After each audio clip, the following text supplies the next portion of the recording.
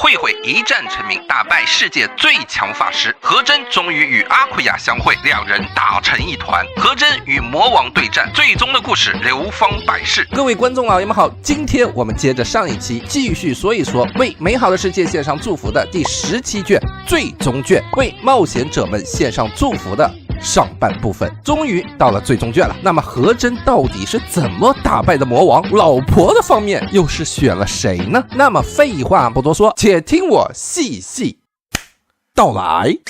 上期说了，何真倾家荡产，从微子的店里买来了大量的魔能石，送给了慧慧，让慧慧随便造。慧慧也是从来没有享受过一天能放2次以上的爆裂魔法。此时慧慧无比幸福的一边流着泪，一边无咏唱的快速连续使用爆裂魔法，炸着魔王城的结界。达克尼斯则在边上说，这一颗宝石够买一栋房的呀，你们别乱糟践东西呀。天哪，他碎了，哎呀，碎了2颗，哎呀，碎了3颗。在达克尼斯化身成为复读机的时候，魔王城里迅速集结了许多黑暗骑士和会飞的石像鬼，一批一批的冲了过来。结果这些人全被慧慧炸得连渣都不剩，魔王城前成了人间炼狱，地面被轰得到处是坑，魔王军的部队来多少死多少，尸体都找不到的那种。就在这个时候，魔王城号称最强的魔法师的退休干部突然出现了，但因为站得有点远，只能靠何真的千里眼加独存术来进行交流。结果慧慧二话不说，直接甩了一个爆裂魔法过去，但爆裂魔法并没有把干部炸死，只是把他的衣服全部给炸没了，并露出了身后的翅膀，表明了干部此人是个堕天使。干部站在原地大声的吼道，汝等何人，为何攻击吾等的城堡？你们难道不懂正道的礼仪吗？何真则翻译的说，慧慧，他说我们远处攻击城堡太赖皮了，是赖皮狗。慧慧听完气的呀，当场咏唱起了咒文增加威力，又一个爆裂魔法趁着干部还在那自言自语的时候炸了过去，干部直接就被炸飞了，翻着白眼躺地上痉挛起来。好在干部的手下们赶忙把干部拖进了结界，这帮手下们都被吓疯了，纷纷以为是别的世界的魔王来找茬了。而干部似乎有超强的恢复能力，此时的干部似乎缓过劲儿来，跟自己的手下们说，如果用我真正的力量区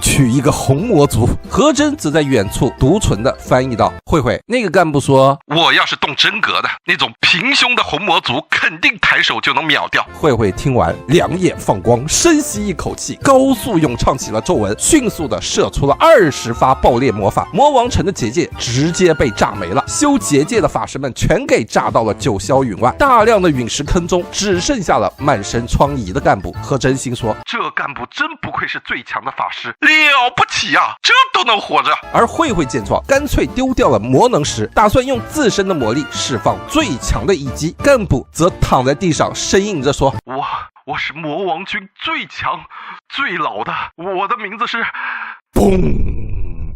魔王军最强的干部连名字都还没有来得及说完，就被炸得原地去世了。不过打完这个干部，慧慧的魔力消耗太多，鼻子里面不停的往外流鼻血。何真怕慧慧出事儿，一边帮慧慧输送魔力，一边告诫慧慧，今天就不要再使用爆裂魔法了，以免有生命危险。见魔王城不再有敌人出现，于是何真等人就带上了行李，一路无阻的来到了魔王城。一进城堡，何真他们就遇到了云云和御剑3人组。云云当场抱住了慧慧，就说，天哪，慧慧太可怕了，刚才我们一进城堡就被魔王发现了，所以魔王他跑到了城外攻击城堡，打算把我们活埋了。这个始作俑者的魔王慧慧心虚的撇开了视线。不过何真发现此时的队伍中却不见阿库亚的身影，云云赶忙解释道，刚才爆炸太过混乱，导致跑过来的时候一转头阿库亚就不见了。虽然1楼的魔王军似乎都被消灭了，但一想到路痴且幸运翼的阿库亚恐怕还会遇到敌人，何真他们就赶忙分头在1楼的大厅找了起来。结果何真在一个角落里看到了一个按钮，上写4个大字，不许按。何真顿时冷静分析起来，这么明显的陷阱肯定不是真陷阱，说不定是给魔王专用的电梯之类的。何真毕竟是一个小心的人，于是当场就按了按钮。何真都还没有来得及告诉慧慧他们，何真就被传送到了一个狭小的房间里，然后就听房间里有一个女人哭泣的声音。何真心说，坏了，这个就就是陷阱啊！而仔细一看，蹲在墙角抱膝痛哭的女人就是阿库亚。阿库亚见来人是何真，高兴的扑了上来，何真也高兴的发动了回避技能，华丽的躲开了，一头撞在了墙上的阿库亚哭得比之前更惨了。何真只好一边安慰阿库亚，一边难得暖男的打算给阿库亚的额头治疗一下。结果阿库亚一听，立马大叫：“你个臭妮特，污蔑我是厕所女神，你还不满足，还想把我的长处特点都要抢走吗？你个小瘪三，我要跟你一决雌雄！我咒你每次洗头的时候放不出热水来！”原来阿库亚跟何真一样，都是手欠的才被传送到了这里。而阿库亚的大吵大闹，很快就招来了巡逻的卫兵。何真发动窃听技能，得知这里是城堡的最上层，很难逃出去，所以情急之下，何真赶忙使用了潜行技能，带着阿库亚躲在了房间的角落。来巡视的3个卫兵，一个是黑暗骑士，一个是红皮鬼，还有一个是不死族的魔灵。前2位来了以后啥都没看到，但魔宁却当场就发现了何真他们。不过魔宁怕阿库亚的进化，所以魔宁与红皮鬼打算来对付何真，黑骑士则选择对付阿库亚。何真他们只好匆忙应战。阿库亚给何真上了很多支援魔法，并用手势提醒何真快用你的绝技瞎了他们的狗眼。何真心领神会，当场甩出了新学的技能闪光弹，直接闪瞎了黑骑士和红皮鬼的眼睛。不过魔宁说：“嘿，你这招对我可没啥用。”何真也笑着说：“等你的同伴恢复视力的时候，你早就被我们干掉了。上吧，阿库亚，干掉这个魔宁。”阿库亚则在何真的身边说：“何真，你在哪呢？”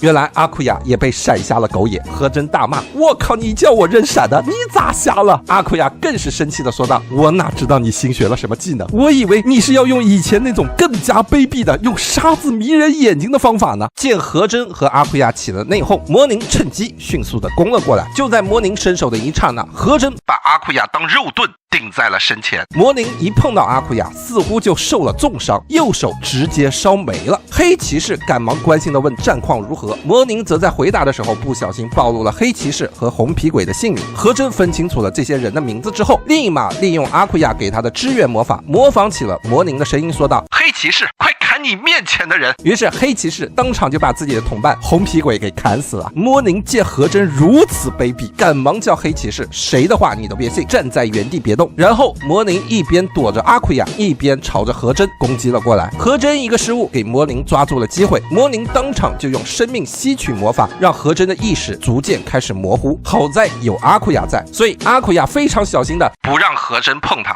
实在没有办法，何真只好左手伸到了魔宁的体内，也用起了生命吸收的魔法。2个人就这样互吸了起来。但是何真却感叹道：“吸魔宁的魔力真没意思，明明平时从美少女身上吸收魔力的时候特别的满足。”魔宁听到这话以后，大加赞赏的说道：“这是何等的让人羡慕啊！我太理解你的感受了，如果不是敌人，我真想跟你探讨一番。”魔宁和何真仿佛相见恨晚一般，互相认同起了对方。然后阿库亚就一拳把魔灵打爆了。原来阿库亚和黑骑士此时都恢复了视力，阿库亚根本不看气氛，当场就让魔灵原地去世了。黑骑士见状，2个同伴都死了，便举剑要为同伴报仇。而阿库亚抓住了何真的衣领，打算拿何真当肉盾。眼见黑骑士持剑冲了过来，何真赶忙释放了自己的必杀技传送技能。黑骑士见状笑着说道：“区区一个传送魔法，很遗憾的话音未落，黑骑士就被传送走了，只留下了铠甲应声落地。”原来这个黑骑士也是个憨憨，他只给自己的铠甲上了魔抗，导致何真的魔法透过了护甲，把人给传送到了阿克塞尔的警局。就这样，何真打败了3个守卫。本来何真是可以带着阿库亚直接传送回家，但是一想到半途而废跑回去会被村里面人丢石头骂成逃兵，所以何真和阿库亚2人打算继续把暗杀魔王的计划执行到底。于是何真穿上了黑骑士的铠甲，假扮黑骑士，在达斯特给他的剑上涂了剧毒，假装是抓住入侵者的样子，带着阿库亚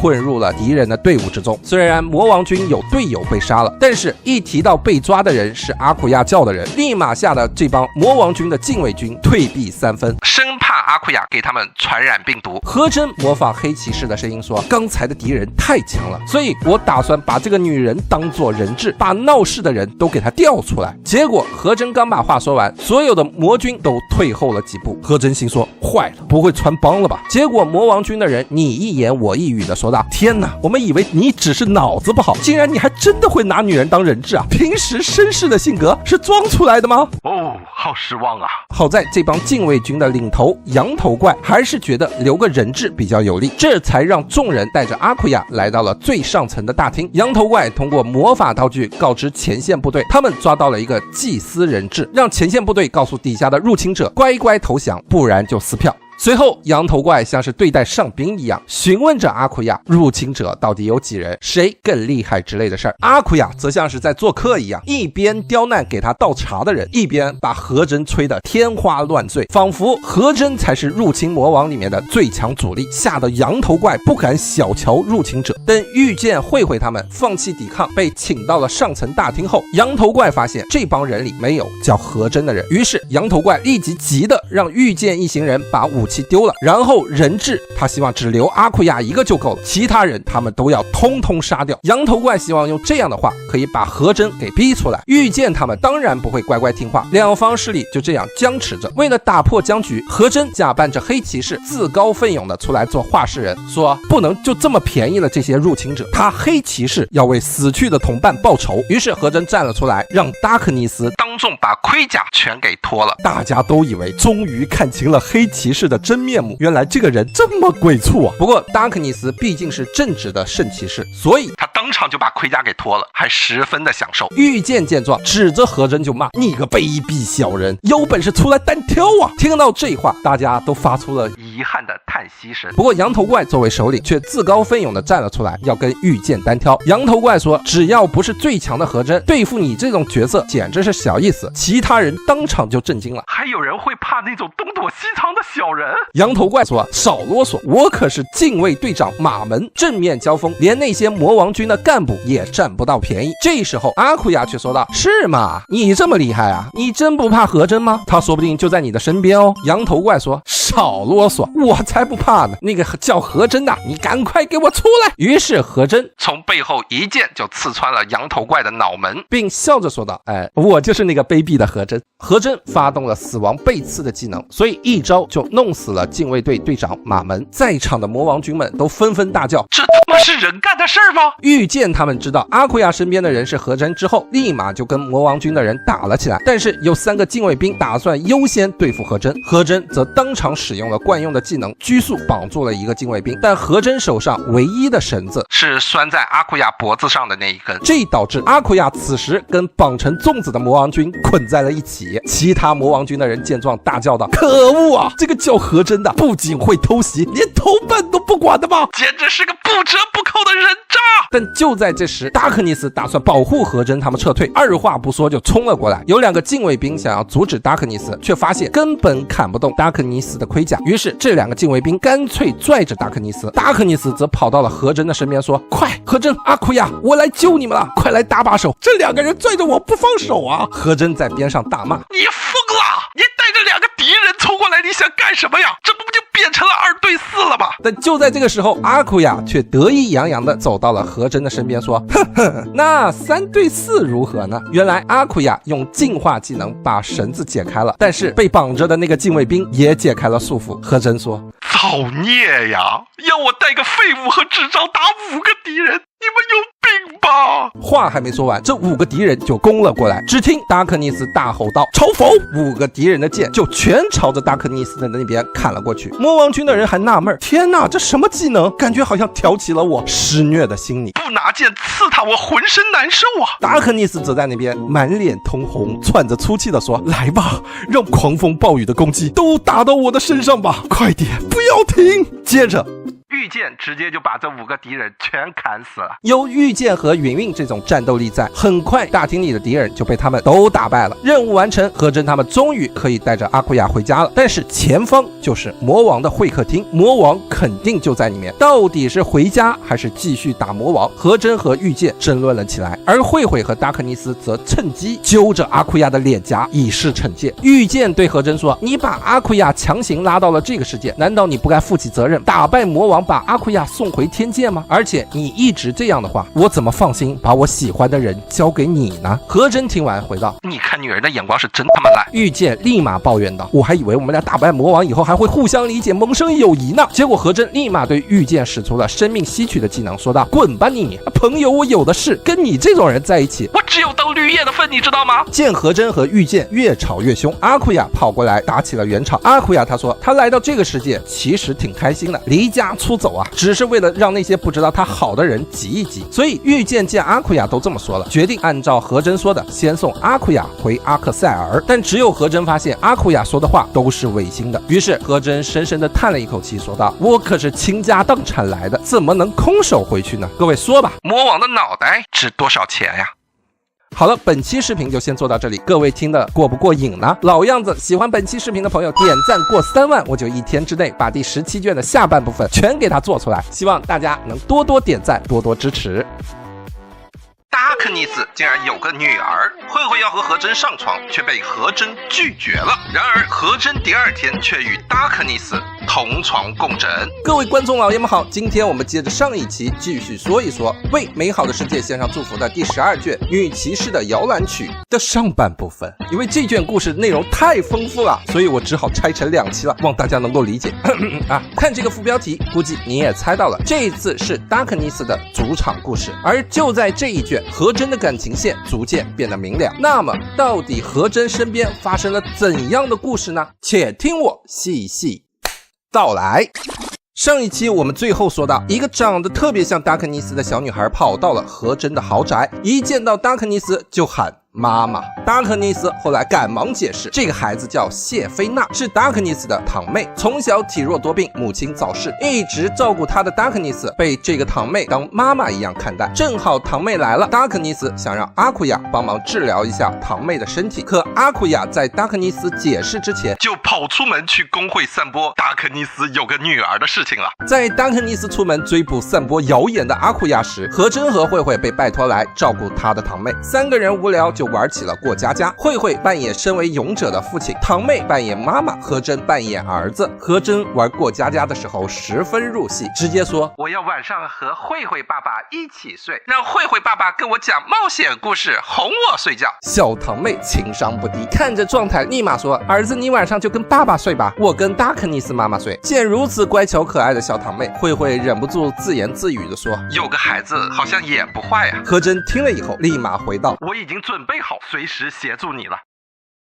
紧接着达克尼斯借助贵族的权力压迫阿库亚到城里去解释女儿这个事儿是个误会。到了晚上2人才回来，几人吃完饭，和真抢来阿库亚的游戏机在卧室里玩，突然慧慧来敲门说，我想跟和真一起睡。吓得和真把阿库亚游戏里面的角色都给弄死了。心花怒放的和真立马对慧慧说道，我不信，你都骗我几次了，2晚我就跑，慧慧你还是走吧。我把阿库亚游戏里面的角色都给弄死了，给天亮前打回到同样的进度才行。这话把慧慧彻底给整不会了，问和真，你这是犯什么大病啊？白天过家家的时候不是你说要跟我一起睡的吗？怎么感觉我的待遇比电动玩具还差了呢？和真见慧慧似乎真的有很重要的事情要说，于是这才把慧慧迎进屋内。可慧慧红着脸想话题一点一点来，就起了一个头，问和真当初为啥选择留在王城不回来。和真一听恍然大悟，立马回忆起了王女说和真恢复记忆以后要给她写信的事情，于是二话不说，和真就要晾着慧慧不管，要当慧慧的面给王女写信。慧慧见和真脑子实在是不开窍，就直接挑明说，我们俩都已经是恋人未满的关系了，对吧？是不是该做点什么？和真也表示，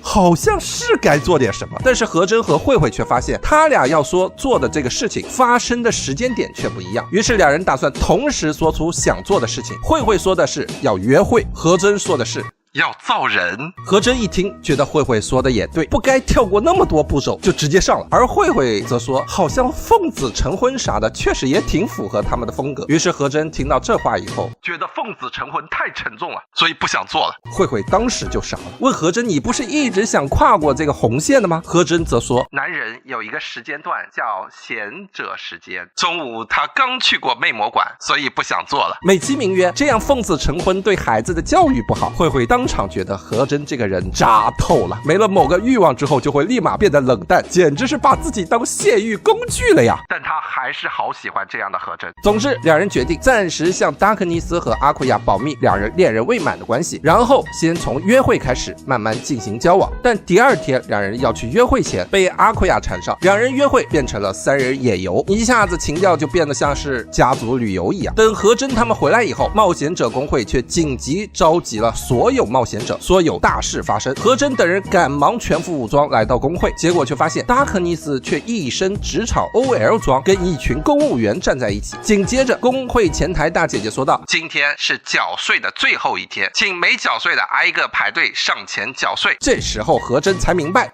坏了，上当了！所有年收入超过1000万元以上的人都要交50%的个人所得税。阿库亚告诉何真，赶紧逃，还有机会，因为今天是纳税的最后一天，而这个国家的税收法律可是贪婪的贵族们想出来的，所以他们设定了，如果最后一天没交上税，就可以直接免除1年的个人所得税的规矩。何真正想跟阿库亚逃走的时候，达克尼斯弄了一个枷锁，把他自己和何真铐在了一起。原来这一切都是达克尼斯安排的，毕竟达克尼斯家就是现在当地的代理领主，达克尼斯也算是公务员之一，只是征税这事本来是安排在月初，但当时何真住在王城死活不回来，好在在征税的最后一天给达克尼斯抓到了机会。此时阿库亚玩命的向达克尼斯求饶，才换来了一个独自逃跑的机会，但外面全是公务人员，阿库亚不一定能够彻底逃脱。何真给阿库亚出主意如何避免被抓，从而换来了阿库亚给的力量和速度的支援魔法。何真本打算得到支援魔法后用生命吸取弄晕达克尼斯，然后扛着他就跑，但达克尼斯却笑道，早就猜到你会这么做了，看，所以我浑身绑的全是重锤，你有本事你就逃啊！何真知道想要劝服达克尼斯帮自己是不可能了，所以他只好疯狂的对达克尼斯使用偷窃技能，打算把达克尼斯身上的重锤全给他卸下来。然后果不其然，何真偷出来的是达克尼斯的黑色裤袜。何真下定决心的跟达克尼斯说，就算把他达克尼斯全扒光了也要逃走。达克尼斯毕竟是一个正直的贵族，所以他听完立马决定跟何真一起逃走。两人逃到了大街上之后，达克尼斯一边忏悔着自己的叛逃，一边告诉何真，为了不让何真轻易逃走，他出门前就把枷锁的钥匙给扔在了豪宅的院子里面，导致何真现在不得不带着达克尼斯一起走。而达克尼斯逃着逃着也终于想开了，与其现在这样后悔，不如就让何真在街上把自己扒光了，也不错。何真见缴税的公务员就快要追上来了，而达克尼斯死活不肯走，给自己疯狂使绊，实在没有办法，何真只好冲进了警局，对女警使用了偷窃技能，偷出了胖次，然后何真以盗窃罪和猥亵罪给拘留了。因为这个国家警务和税务是两个不同的部门，双方互不相让，最终导致何真成功逃过了征税。同时因为跟达克尼斯绑在一起，有贵族关系这个后门，何真在当晚就被保释释放了出来。等何真他们回到家，发现哭得比他们还惨的阿库亚在被慧慧安慰着，因为慧慧实在是太穷了，所以根本不需要交税。而阿库亚听了何真的建议后，作为水之女神，本打算逃到湖底躲着，结果她却被公务员追到了农业蓄水池里，还差点被公务员放的火焰魔法给当烧开水一样炖熟了。好在公务员到点准时下班，阿库亚才逃过一劫。不过何真和达克尼斯靠在一起的枷锁依旧没有解开，只能等到第二天天亮再去院子里找钥匙。本来慧慧醋意大发，怕何真和达克尼斯两人独处会发生点什么，于是提议晚上4个人一起睡。可在这个之后，何真和达克尼斯一起洗澡时，达克尼斯说征税是因为冒险者们不肯工作才弄的，本来是不用征的，但达克尼斯主张才今天这样搞的。何真很生气，就因为这点破事弄我有一个案底。一起上厕所时，何真被要求用歌声盖过达克尼斯的尿声，结果何真半路就不哼了。恼羞成怒的达克尼斯在等何真上厕所尿尿时，达克尼斯在背后疯狂地摇着何真的肩膀，两人一晚上是越吵越凶。慧慧见两个人这样独处应该是没有啥问题，就让何真和达克尼斯一起先去睡，而慧慧则悄悄地带着阿库亚大半夜的去找枷锁的钥匙去了。当夜达克尼斯晚上睡相实在是太难看了，睡着睡着就跑到了何真脖子边上流起了口水。何真被惊醒，大骂达克尼斯太可怕了，然后检查自己的裤腰带有没有被扒开。不过也因为这事儿，两人聊了起来，两个人聊着聊着关系稍微缓和了一些，然后达克尼斯就问何真，你喜欢慧慧吗？何真知道达克尼斯这是什么意思，但一时半会也不知道如何搪塞。何真只好实话实说，确实喜欢。然后达克尼斯就翻了一个身，背对着何真，说他希望现在还是维持现状比较好。接着达克尼斯就说了一堆何真都听不明白到底什么意思的日常事情，甚至问何真，你想要恋人就非慧慧不可吗？何真被说傻了，觉得不对劲，就用手去扒达克尼斯的肩膀，想劝说他冷静一点。达克尼斯则转过身来，哭成了一个泪人的样子，问何真，选我不行吗？好了，本期视频就先做到这里。哎呀，各位老爷们不要生气呀！主要原文案不小心给我写到了8000字了，实在没有办法，这一卷只好拆成2期来做。总之，喜欢本期视频的朋友们，如果点赞过3万，我就1天之内把下期视频给它干出来。望大家能够多多点赞，多多支持。看到这图估计你就懂了。对，没错，今天要讲的就是已经很多观众想让我聊的一部老番《技巧少女不会受伤》，它的原作完结咋样了呢？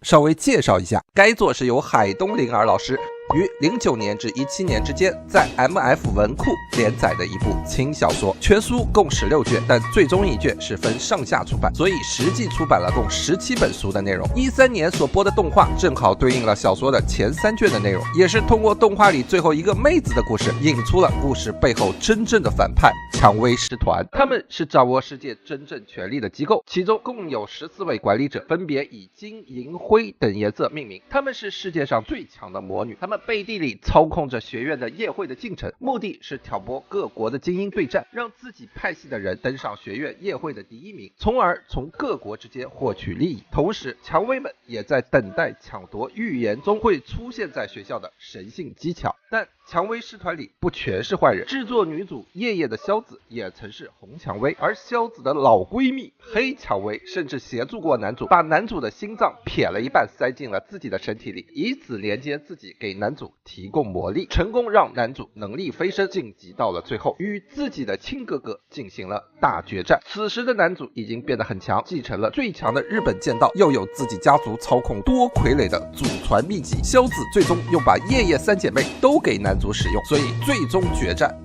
全靠夜夜的暴走才赢得了比赛，但夜夜的魔力全是靠透支生命力获取的。此时夜夜的力量用尽，命不久矣。男主正在犹豫要问清当初自家灭门的真相时，蔷薇师团的成员英国国王的黑王子和日本权力顶流的家族的老大紫蔷薇蹦了出来，他们的目的是要抢会出现在此地的神性技巧，而紫蔷薇不是别人，正是男主的未婚妻。他奶奶紫蔷薇此时特别想弄死男主兄弟俩，但好在男主的未婚妻在之前的故事里与男主相濡以沫，他跑了出来，打断了紫蔷薇的施法，让男主和他哥逃走了。男主的哥哥则把男主带到了一个房间里，说这一切是他早就安排好的，现在就要求男主弄死他，把妹妹复活。原来这一切一开始就与紫蔷薇有关。紫蔷薇曾占卜，发现自己家的家族最终会被男主家的公主所灭亡，于是为了避免占卜中出现的这个公主危害到自己家，他要求男主家弄死唯一的女儿，即男主的妹妹，而作为交换就是把紫蔷薇的孙女嫁给男主，用和亲的方式解决问题。但最终男主家还是反悔，想让妹妹逃走。这事被紫蔷薇发现，紫蔷薇打算把男主全家都给杀了。这时候男主的哥哥为了给家族留下火种，亲手肢解了妹妹，把器官藏在了自己6个机巧人偶中，并故意让唯一幸存的男主以为是他杀了全家，让紫蔷薇家族以为是看一场狗咬狗的大戏，给家族延续力量争取了时间。毕竟男主比较傻嘛，紫蔷薇其实还是有点想要男主家的人血脉为己所用，所以放过了男主他哥俩。哥哥就这样忍辱负重，等待弟弟的成长，然后就为了等待今天，靠自己的命换回妹妹的灵魂，把自己的技巧全融了，作为妹妹的肉体，让妹妹复活。男主当时就觉得复仇复了个寂寞，但哥哥此时已经濒死，不按哥哥的指令做，不仅哥哥没了，妹妹也彻底没了。于是他亲手协助把哥哥的6个人偶脏器聚集，弄死了哥哥，换回了妹妹的灵魂。但是进度卡在98%的时候，妹妹的灵魂她不干了，似乎肉体零件里少了一点东西，她不愿意附在上面复活。正在大家焦急在想咋办的时候，夜夜跳出来说用我的身体吧，毕竟夜夜此时生命力已经透支，命不久矣。他下定决心要为男主做点什么，好让男主记住他一辈子。男主大哭着说：“你是我老婆呀，你不能这样啊！”然后还是顺应了叶叶的心愿，把叶叶融了，成功复活了自己的妹妹。男主这边还在心灰意冷，天上却突然飘来了预言中的人形物体神性机巧，这把英国国王乐坏了，以为自己就是那个预言里的天选之子，要去抢神性机巧的控制权，结果却把神性机巧给惹怒了，当场暴走，到处轰激光炮。等男主从屋里出来往天上一看，才发现那个神性机巧咋长得那么像叶叶呢？就只有发色变白了，其他都没啥区别。男主笃定那就是叶叶，他打算去唤醒叶叶的记忆，却被紫蔷薇给拦住了去路。紫蔷薇此时是下定决心要大闹一场，召唤了一堆妖魔鬼怪，摧毁了大半个城市，目的就是抢神性机巧，并对男主的伙伴赶尽杀绝。但男主在未婚妻及一众后宫的帮助下，彻底打败了紫蔷薇，独自跑去找神性机巧去了。而男主的未婚妻在帮忙打败自己的奶奶之后，他跟奶奶说：“奶奶，您看啊，我不是嫁给了男主了吗？按理说我给跟男主姓啊，对不对？所以男主家的公主不就是我吗？”奶奶，紫蔷薇恍然大悟，发现自己预言遇了个寂寞，这要是早不搞男主全家，男主根本就是个废物，哪会有今天呢？而另一边，男主最终走到了神性机巧的面前，靠嘴炮的力量，还真唤醒了叶叶的记忆。而因为神性机巧是神创造的事物，因此身体其实跟人